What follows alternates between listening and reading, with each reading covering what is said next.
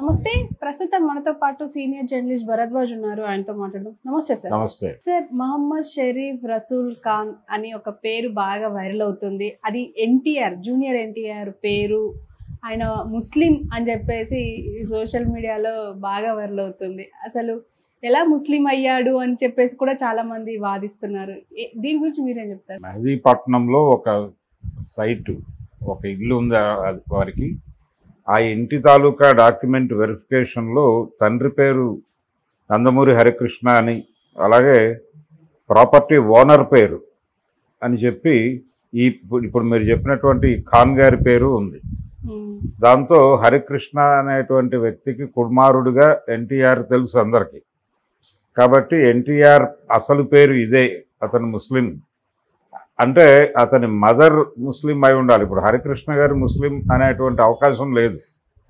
ఎందుకంటే ఆ కుటుంబం గురించి అందరికీ తెలిసిన విషయమే. ఆయన నందమూరి తారక రామారావు గారి అబ్బాయి, వారిది నిమ్మకూరు. అక్కడ చాలా స్పష్టంగా వారి కులం ఏమిటి, వారి గోత్రం ఏమిటి అందరికీ తెలుసు. కాబట్టి హరికృష్ణ గారి విషయంలో ఈ సందేహాలు లేవు ప్రపంచానికి. ఇప్పుడు సందేహపడాల్సింది ఎవరనంటే ఎన్టీఆర్ మదర్ని, ఇప్పుడు జూనియర్ ఎన్టీఆర్ మదర్ని. ఆవిడకి హరికృష్ణ గారికి పుట్టినటువంటి కుమారుడు ఇతను. ఆవిడ పేరు శాలిని. ఈ శాలిని అనే పేరు ముస్లిం పేరుగా కొంతమంది ఆ రోజుల్లో మాట్లాడటము జరిగింది. అంటే ఆయనకి ఆల్రెడీ హరికృష్ణ గారికి ఒక మ్యారేజ్ అయింది. ఇప్పుడు కళ్యాణరామ్ వాళ్ళ మదర్, ఈవిడ రెండో భార్య. ఈ రెండో భార్యకి సంబంధించినటువంటి వ్యవహారం. అయితే ఇక్కడ ఈ మ్యారేజ్ ప్రపోజల్ ఎన్టీఆర్ దగ్గరికి వెళ్ళింది. ఆయన అంగీకరించి ఈ వివాహం చేశాడు. చేసిన తర్వాత ఈ కుటుంబాన్ని అక్కడ ఉంచారు. అక్కడ మెహదీపట్నంలో ఒక ఇల్లు తీసుకుని అక్కడ పెట్టారు. ఇదంతా రామారావు గారు ఆర్గనైజ్ చేసిందే. బహుశా ఆ ప్రాపర్టీ ఎవరి దగ్గరైనా కొన్నప్పుడు ఆ పేరు అలా ఉండిపోయి ఉండొచ్చు. అది డాక్యుమెంటేషన్కి సంబంధించిన ఏదైనా పొరపాటు జరిగి ఉండొచ్చు, లేదు కావాలని కూడా అలా చేసి ఉండొచ్చు. దీనికి సంబంధించిన పరిశోధన జరుగుతోంది. ఇవి వాంటెడ్గా ఇప్పుడు ఎందుకు సోషల్ మీడియాలో వైరల్ చేశారు అంటే ఇది కొత్త ఆర్గ్యుమెంట్ ఏం కాదు. ఎన్టీఆర్ సక్సెస్ఫుల్గా కెరియర్ ప్రారంభించినప్పుడు, అంటే జూనియర్ ఎన్టీఆర్ సక్సెస్ఫుల్గా కెరియర్ ప్రారంభించి ఆయన హిట్లోకి వచ్చిన తర్వాత, ఆయన మొదటి సినిమా విజయవంతం కాలేదు. ఆయన రెండో సినిమా స్టూడెంట్ నెంబర్ 1 దగ్గర నుంచి ఆయన సక్సెస్ ట్రాక్ ఎక్కిన తర్వాత ఆది టైంలో కొంచెం వేవ్ మొదలైంది, ఎన్టీఆర్ వేవ్. ఆ వేవ్ మొదలైన టైంలో ఈ ప్రచారం జరిగేది. ఇతను అంటే ఆవిడ ముస్లిం అని, అంటే హరికృష్ణ గారి చేసుకున్నటువంటి సెకండ్ వైఫ్ ఆవిడ ముస్లిం అనేటువంటి ప్రచారం జరిగేది. ఆవిడ నిజానికి వీళ్ళ ఫరమ్స్లో పనిచేసేవారు. అక్కడి నుంచి మొదలైంది వీళ్ళ పరిచయం. అంటే ఎన్టీఆర్ ఎస్టేట్స్కి సంబంధించిన అకౌంట్స్, ఆ వ్యవహారాలకు సంబంధించిన ఆఫీస్ ఏదో ఉండేది. అక్కడ వర్క్ చేసే క్రమంలో ఏర్పడినటువంటి పరిచయం అలా నడిచింది. కాబట్టి ఆ ఏరియాలో, అంటే అబిట్స్లో ఉండేది. అది అబిట్స్లో ఆఫీసు, ఆ ఏరియాలో ఉండే అమ్మాయిలు వాళ్ళందరూ ఎక్కువ ముస్లిం అయి ఉండొచ్చు అనేది ఒక అంచనాతో మాట్లాడేసిన మాటలు తప్ప ఎవరికి ఇన్ డీటెయిల్ విషయం ఏంటనేది తెలియదు. రెండోది, ఆ శాలిని అనే పేరు కొంచెం కొత్తగా అనిపించి మేబీ ముస్లిం అయి ఉండొచ్చు అనేది ఒక సిద్ధాంతం చేసి పడేశారు. కానీ శాలిని అనేది ఎట్టి పరిస్థితుల్లోనూ ముస్లిం పేరు కాదు, అది హిందూ పేరే. సంస్కృతంలో దానికి అర్థం ఏమిటంటే టాలెంటెడ్ అనేటువంటి అర్థం వచ్చేలాంటి పేరు అది. అందుకని అది సంస్కృత్ పేరే తప్ప అదేదో వాళ్ళకి సంబంధించిన పేరు కాదు. అది ఖురాన్ నుంచో మరో చోట నుంచో పట్టుకొచ్చిన పేరైతే కాదు. కానీ ఆ సౌండింగ్ వీళ్ళకి అలా అనిపించి అదో సిద్ధాంతం చేసి మాట్లాడటం అనేది పాతకాలంలోనే జరిగింది. కానీ ఇలాంటి ప్రచారాలు చాలా జరుగుతూ ఉంటాయి జనాల్లో. అంటే వాస్తవాలకు దూరంగా ఎవరిష్టం వచ్చినట్టు వాళ్ళు మాట్లాడేయటం జరుగుతుంది. అలా ఒక అనుమానంగా దీన్ని ప్రచారం చేశారు అప్పుడు.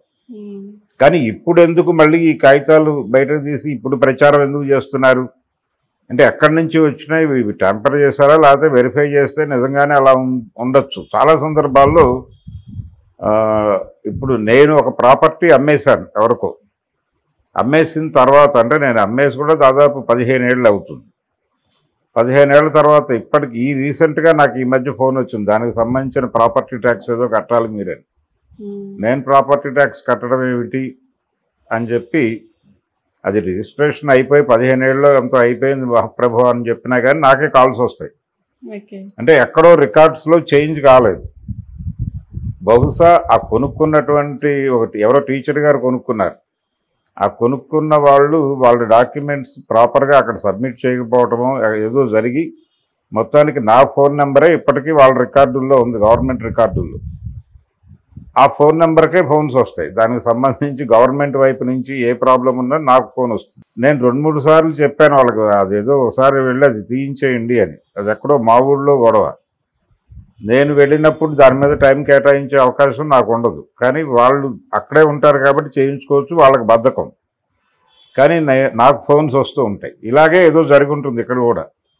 ఆ డాక్యుమెంట్స్కి సంబంధించి ఏదో ప్రాపర్గా రికార్డ్స్లో ఆ పేరు ఆ పాత ఓనర్ పేరు అయి ఉండొచ్చు. అది ఇప్పుడు ఆ ప్రాపర్టీ ఎవరి దగ్గర కొనుంటారు వీళ్ళు, ఆ కొన్న వాళ్ళ పేరు అలాగే ఉండిపోయి ఉండొచ్చు.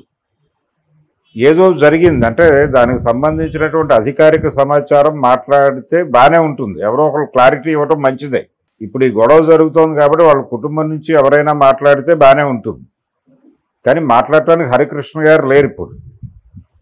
సో ఆవిడ మాట్లాడాలి. ఇప్పుడు ఆవిడ బయటకు వచ్చి మాట్లాడటం అనేది ఇబ్బందికరమైన అంశమే. సో ఇప్పుడు ఎవరు మాట్లాడాలి? ఎవరైనా అభిమానులు వెళ్ళి వెరిఫై చేయాలి. అక్కడ వెరిఫై చేసి ఏమిటి అసలు ఇది రావడానికి కారణం ఏమిటి, అసలు ఈ కాగితాలే ఫేక్ అయి ఉండొచ్చు. ఇప్పుడు బయట సర్క్యులేట్ అవుతున్నది. ఇప్పుడు ఆ హరికృష్ణ వరకు కరెక్ట్, అవతల ప్రాపర్టీ ఓనర్ నేమ్ దగ్గర అది పీకేసి, అంటే ఒరిజినల్గా ఇతర పేరు పీకేసి చేసి ఉండొచ్చు. ఇప్పుడు 2 కాగితాలు సర్క్యులేషన్లో ఉన్నాయి. ఒకటేమో ఈ ఖాన్ గారి పేరుతో ఒక కాగితం సర్క్యులేట్ అవుతోంది. దీనికి ప్యారలల్గా కొడుకు పేరు తారక రామారావు అనే ప్రచారం అవుతోంది. ఇంకో కాగితం కూడా వచ్చింది ఇప్పుడు సర్క్యులేషన్లో. అది ఒరిజినల్, ఇది ఫేక్ అంటున్నారు. ఏది ఒరిజినల్ ఏది ఫేక్ అనేది త్రూ ఆ అథారిటీస్తో మాట్లాడిస్తే, ఎందుకంటే అది అతను సెలబ్రిటీ కావటం మాత్రమే కాకుండా దీని వెనకాల ఒక పొలిటికల్ వ్యవహారం కూడా ఉంది. ఇప్పుడు తెలుగుదేశం పార్టీ నాయకత్వం మార్పు గురించి ఒక చర్చ జరుగుతోంది. రేపు మహానాడులో చంద్రబాబు నాయుడు గారి ప్లేస్లోకి లొకేషన్ పట్టుకొస్తారు అనేటువంటి ఒక ప్రచారం జరుగుతోంది బయట. అది జరుగుతుందా లేదా అనేది పక్కన పెట్టేస్తే ప్రచారం అయితే జరుగుతోంది. మ్యాక్సిమం రేపు 28వ తారీఖు రామారావు గారి పుట్టినరోజున మహానాడు జరుగుతుంది. ఆ మహానాడు అది మినీ మహానాడుగా జరుపుతాం అంటున్నారు. ఆ మినీ మహానాడులో పార్టీ నాయకత్వ తీర్మానం, మార్పు తీర్మానం ఏదో పెడతారు అంటున్నారు. ఒకవేళ ఆ టైంలో ఎన్టీఆర్ పేరు ఇప్పుడు ఆల్రెడీ ఈ మధ్య కొంతమంది మాట్లాడేస్తున్నారు ఓపెన్గానే. ఆయన రాజమండ్రి నుంచి ఒక తెలుగుదేశం సీనియర్ నాయకుడే ఎన్టీఆర్ పార్టీలోకి వచ్చి, అంటే జూనియర్ ఎన్టీఆర్ పార్టీలోకి వచ్చి కొంచెం సీరియస్ పాలిటిక్స్లో పాల్గొంటే బాగుంటుంది అని గోరంట్ల బుచ్చయ్య చౌదరి లాంటి వాడు మాట్లాడాడు. ఇలాంటి అభిప్రాయం కొంతమందిలో ఉంది. అతను వచ్చి కొంత అతనికి ఉన్నటువంటి ఇమేజ్ పార్టీకి ఒక యాడ్ అవుతుంది అనేటువంటి అభిప్రాయం. కానీ చంద్రబాబు నాయుడు గారు, లోకేష్ ఎలా చూస్తున్నారంటే అతన్ని ఇంకో పవర్ సెంటర్గా చూస్తున్నారు. ఇంకొక పవర్ సెంటర్ పార్టీలో ఎమర్జ్ అయితే ఇతనికి ప్రాబ్లం, ఇతని కెరియర్కి, పొలిటికల్ కెరియర్కి ఇబ్బంది లోకేష్. అందుకని కొంచెం వాళ్ళని దూరం పెట్టేటువంటి ప్రయత్నాలు చంద్రబాబు దగ్గర నుంచి జరుగుతున్నాయనే ప్రచారం ఒకటి ఉంది. ఆ నేపథ్యంలో చూస్తే ఇప్పుడు ఈ కాగితాలు బయటకు రావటం, ఈ పేర్లు బయటకు రావటం, ఈ గందరగోళం క్రియేట్ చేయటం, మహానాడుకు ముందు క్రియేట్ చేయటం అనేది ఎన్టీఆర్ని అవాయిడ్ చేయటం అనేటువంటి కాన్స్పిరసీలో భాగంగా ఇది ఏమైనా చేస్తున్నారా అనేది ఒక సందేహం. అందుకని ఇప్పుడు ఈ సందేహ నివృత్తి ఇప్పుడు రాజకీయాల్లోకి రావాలని అతను అనుకోవడం లేదు. ఇప్పుడు బుచ్చయ్య చౌదరి లాంటి వాళ్ళు కూడా కాన్షియస్గాను సీరియస్గాను మాట్లాడలేదు. కానీ వాళ్ళు మాట్లాడిన దానిలో నుంచి అవుట్ ఆఫ్ కాంటెక్స్ట్ వెళ్ళి కొన్ని థంబ్నెయిల్స్ పెట్టి ఆ వార్తలు సర్క్యులేట్ చేస్తున్నారు. బుచ్చయ్య చౌదరి గారి ఫోటోతో ఈ మాట అయితే సర్క్యులేషన్లో ఉంది. ఆయన అంత సీరియస్గాను అంత కాన్షియస్గాను మాట్లాడలేదు. కానీ ఆ ప్రస్తావన వచ్చి రాగానే వీళ్ళు థంబ్నెయిల్ పెట్టేశారు. ఆ థంబ్నెయిల్ పెట్టడంతో ఇప్పుడు ఆయన ఈ వార్త కూడా బాగానే నడిచింది. అందుకని అదొక డౌట్, మేబీ ఇతను పవర్ సెంటర్గా మారతాడా అని. రెండోది, జూనియర్ ఎన్టీఆర్ వైఫ్ చంద్రబాబు నాయుడు గారి మేనకోడలు కుమార్తె అనేటువంటి విషయం దృష్టిలో పెట్టుకోవాలి. తను ఎక్కడో బయట సంబంధం చేసుకోలేదు. చంద్రబాబు నాయుడు గారికి నిజానికంటే ఇప్పుడు జూనియర్ ఎన్టీఆర్ అత్తగారు ఆవిడ చంద్రబాబు గారికి మేనకోడలు మాత్రమే కాదు, వీళ్ళకి ఆడపిల్లలు లేకపోవడంతో ఆ అమ్మాయిని కొంచెం ఎక్కువ ప్రాధాన్యత ఇచ్చే పెంచాడు ఆయన. చంద్రబాబు గారు పెంచిన అమ్మాయి కాబట్టి ఆ అమ్మాయి మీద ఒక ప్రేమ ఉంది ఆయనకి. అంటే ఆ అమ్మాయిని కూతురుగానే భావిస్తాడు ఆయన. మేనకోటలు అయినప్పటికీ కూతురుగానే భావిస్తాడు. ఆవిడ కుమార్తెని ఇచ్చి పెళ్లి చేశారు ఇతనికి, ఎన్టీఆర్కి. కాబట్టి ఆ రిలేషన్ ఉంది, చంద్రబాబుతోనూ రిలేషన్ ఉంది ఆయనకి, అటు తాతగారి కుటుంబం. అయితే అతను కొంత సఫకేట్ అయ్యాడు ఈ సెకండ్ మ్యారేజ్ తాలూకా కొడుకు అవడంతో. వీళ్ళు కొంత దూరం పెట్టేటువంటి ప్రయత్నం చేయటము ఇవి జరిగినాయి. నిజానికి ఎన్టీ రామారావు గారికి అలాంటి ఫీలింగ్స్ ఏం లేవు. ఆయన విశ్వామిత్ర హిందీ వెర్షన్ చేసేటప్పుడు ఆ భరతుడి క్యారెక్టర్, చిన్నప్పుడు భరతుడి క్యారెక్టర్ ఒక పిల్లోడు కావాలి ఆయనకి. అప్పుడు ఆయనకి ఇమ్మీడియట్గా ఇతను గుర్తొచ్చి హరికృష్ణ గారిని పిలిచి, మీ అబ్బాయి ఉండాలి కదా, అతను తీసుకురా అని చెప్పి పిలిపించి ఎర్లీ మార్నింగ్ అవర్స్లో, ఆయన తెల్లారుజాము 4 మొదలయ్యేది ఆయన యాక్టివిటీ, పిలిపించి అప్పటికప్పుడు మేకప్ వేసి ఆ పిల్లాడిని వాడారు దానిలో. అప్పుడు చాలా చిన్న పిల్లాడు అతను, అంటే కావాలని ఆ టైంకి ఆయనకు షూటింగ్కి అవసరమే పిలిపించి వాడాడు. అక్కడి నుంచి మొదలైంది ఇతను ఈ కెమెరా ఈ వ్యవహారం అంతా. అప్పుడు చూసాడు స్టార్డమ్ ఎలా ఉంటుంది అనేది. ఎన్టీ రామారావు గారికి అక్కడ ఉన్నటువంటి వాళ్ళందరూ ఇస్తున్న ప్రాధాన్యత ఇవన్నీ అతని బ్రెయిన్లో నెమ్మదిగా ఆలోచన మొదలై అక్కడి నుంచి సినిమా హీరో కావాలి అనేటువంటి దీంతో అతని ప్రయాణం నడిచింది. అలా రామారావు గారు ఇంట్రడ్యూస్ చేశాడు ఆయన. జూనియర్ ఎన్టీఆర్ని ఇంట్రడ్యూస్ చేసింది తెరకి సీనియర్ ఎన్టీఆర్ఏ. ఆయన డైరెక్షన్లో వచ్చినటువంటి విశ్వామిత్ర సినిమా కోసమే వాడారు ఆయన మొదట. కాబట్టి కానీ ఫ్యామిలీలో ఒక కొంచెం అతన్ని దూరం పెట్టడం అది కనిపించింది, కానీ తర్వాత కలుపుకున్నారు. అంటే అతను కెరియర్ ప్రారంభించేటప్పుడే 2 యుద్ధాలు చేశాడు.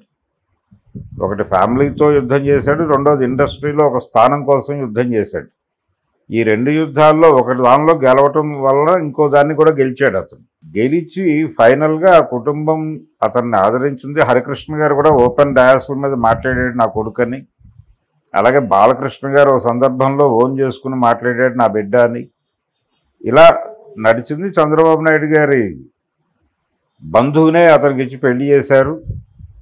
అతనితో ఎన్నికల ప్రచారం చేయించుకున్నారు 2009 ఎన్నికల్లో. ఇంత జరిగింది. కాకపోతే ప్రస్తుతం తను కూడా రాజకీయాల్లోకి వచ్చే మూడ్లో లేడు. కానీ ఆ మధ్యకాలంలో చిన్న ప్రాబ్లం ఒకటి జరిగింది. ఏంటంటే ఎన్టీఆర్ హెల్త్ యూనివర్సిటీ పేరు మార్చినప్పుడు అందరూ ఖండించారు, నందమూరి వంశస్థులు అందరూ ఖండించారు. కానీ జూనియర్ ఎన్టీఆర్ ఖండించినటువంటి తీరు కొంచెం ఇబ్బందికరంగా ఉంది. అంటే అతను జగన్ని సీరియస్గా తిట్టకుండా 3 వాక్యాల ప్రకటన చేశాడు. ఆ 3 వాక్యాల ప్రకటన ఏంటంటే, ఈ యూనివర్సిటీకి ఎన్టీఆర్ పేరు తీసేయటం వలన ఆయన ఖ్యాతికి వచ్చినటువంటి నష్టం లేదు, వైఎస్ఆర్ పేరు పెట్టడం వలన ఆయనకు వనగూడేది లేదు అని చెప్పి 2 వాక్యాల్లో తేల్చేశాడు. దాన్ని ప్రభుత్వం సముచితంగా ఆలోచించి నిర్ణయం తీసుకుంటే బాగుంటుంది అన్నాడు. అంటే కర్ర విరక్కుండా, అది చావకుండా, పాము చావకుండా ఏదో చేసాడు ఇతను అన్నట్టుగా ఫీల్ అయ్యారు వాళ్ళు, తెలుగుదేశం క్యాడర్ ఫీల్ అయ్యి కొంతమంది టీవీ ఛానల్స్ మైక్స్ ముందుకు వచ్చి మాట్లాడారు ఎన్టీఆర్కి వ్యతిరేకంగా, జూనియర్ ఎన్టీఆర్కి వ్యతిరేకంగా. ఈ మాట్లాడటం అంటే అదేదో అనుకోకుండా జరిగిన సందర్భం అని అనుకోవడానికి లేదు. ఎందుకంటే పార్టీ నాయకత్వానికి తెలియకుండా వాళ్ళు వచ్చి మీడియా ముందు మాట్లాడే అవకాశం లేదు. కాబట్టి వాంటెడ్గానే తెలుగుదేశం నుంచి ఒక నెగిటివ్ అభిప్రాయం ఎన్టీఆర్ మీద పడింది అనేది అందరికీ తెలిసిన విషయమే. ఇప్పుడు మళ్ళీ ఒక చర్చ జరుగుతోంది. ఆఫ్టర్ చంద్రబాబు వాట్ అని, తెలుగుదేశం పార్టీని లీడ్ చేసేది ఎవరు అని ఒక చర్చ జరుగుతోంది. ఆ చర్చలో ఇంకెవరు లోకేష్ అనే మాట అందరూ అంటున్నారు పైకి. కానీ ఇంకొక పవర్ సెంటర్ ఏర్పడితే సీరియస్గా అతనికి ఇబ్బంది ఉంటుంది. అందుకని ఈ పవర్ పాలిటిక్స్లో భాగంగా ఈ కాగితం ఏదైనా సర్క్యులేట్ చేస్తున్నారా అనేది ఒక సందేహం. రెండోది, ఇప్పుడు వాతావరణం వేడిగా ఉంది. అని ఎందుకు అంటున్నానంటే, ప్రస్తుతం పహల్గాంలో జరిగినటువంటి ఇన్సిడెంటు, పాకిస్తాన్తో యుద్ధం అనేస్తున్నారు. నిజానికి అది యుద్ధం కాదు, ఉగ్రవాద స్థావరాల మీద దాడి చేసింది భారత్ సైన్యం. ఆ దాడి చేసినటువంటి టీంకి లీడ్ చేసింది కూడా ఒక ముస్లిం అమ్మాయి, ఖురేషి. తను లీడ్లో వెళ్ళి వాళ్ళు అక్కడ దాడులు చేసి వచ్చారు. ఒక 100 మందిని మట్టుబెట్టామని చెప్తున్నారు. 70 నుంచి 100 అని చెప్తున్నారు. కావచ్చు, మంచిదే, దాన్ని ఎవరు డిస్ప్యూట్ చేయదలుచుకోలేదు. కానీ దాన్ని పాకిస్తాన్తో యుద్ధంగా మాట్లాడుతున్నారు. ఇప్పుడు పాకిస్తాన్తో యుద్ధం వచ్చేసింది అంటున్నారు. మాక్ డ్రిల్లు చేసేస్తున్నారు. చాలా ప్రాంతాల్లో సైరన్లు ఊదుతున్నారు. ఈ గొడవ ఒకటి నడుస్తోంది. ఈ ట్రెండ్లోనే, ఈ క్రమంలోనే కొంచెం ముస్లింల పట్ల వ్యతిరేకత, ఇస్లామిక్ టెర్రరిజము ఈ పదాలు వాడే క్రమంలో చాలామంది కొంచెం ముస్లింలే ఉగ్రవాదులు అన్న టోన్ దాకా వెళ్ళిపోతున్నారు. ఈ వెళ్ళిపోతున్న టైంలో ఇప్పుడు జూనియర్ ఎన్టీఆర్ ముస్లిము, అతను ఇప్పుడు మనకి హిందువుగా ప్రొజెక్ట్ అవుతున్నాడు కానీ కాదు. వాస్తవానికి అతని మదర్ ఏదైనప్పటికీ తండ్రి ప్రకారమే చూస్తారు. తండ్రి హిందూ కాబట్టి అతన్ని ముస్లిం అంటానికి అవకాశమే లేదు. ఏ విధంగా చూసినా, ఆవిడ పేరు రీత్యా చూసినా ఆవిడ ముస్లిం అయి ఉండే అవకాశం లేదు. అయితే ఆవిడది కర్ణాటక అని అన్నారు. కర్ణాటక నుంచి వచ్చినటువంటి ఫ్యామిలీ నుంచి వచ్చింది, బ్రాహ్మిన్ ఫ్యామిలీ అని కూడా ఒక ప్రచారం ఉంది. అతను కూచిపూడి నేర్చుకున్నాడు. అతను కూచిపూడి నేర్చుకోవటం, ఈ కల్చరు, ఈ గొడవ అంతా అతను బ్రాహ్మిన్ అనేటువంటి అభిప్రాయము ఒకటి ప్రచారంలో ఉంది. ఇన్ ది సేమ్ టైం ప్యారల్గా ముస్లిం అనే ప్రచారం కూడా ఉంది. దాన్ని ఇప్పుడు వాంటెడ్గా మరొకసారి తెర మీదకు తీసుకొచ్చారు ఈ కాగితం ఆధారంగా. ఈ కాగితంకి ఇదే కాగితాన్ని ఇంకొక పద్ధతిలో ఎన్టీఆర్ పేరున్నటువంటి కాగితం బయటకు వచ్చింది ఇప్పుడు. అంటే ఈ రెండిట్లో ఏది కరెక్టు అనేది ఒకటి అధికారిక ధృవీకరణ జరగాలి. ఆ ధృవీకరణ అధికారులు చేయాలి. అధికారులు వాళ్ళంతటా వాళ్ళు వచ్చింది చెప్తారు, వాళ్ళకేం సంబంధం ఈ గొడవతో. కాబట్టి ఇప్పుడు ఎన్టీఆర్ అభిమానులు చొరవ తీసుకుని వెళ్ళి వాళ్ళతో మాట్లాడించి దాన్ని సోషల్ మీడియాలో పెట్టగలిగితే ఈ వ్యవహారం కొంత సద్దుమణిగేటువంటి అవకాశం ఉంది. దీని వెనకాల పొలిటికల్ గేమ్ ఉండొచ్చు. ఇప్పుడు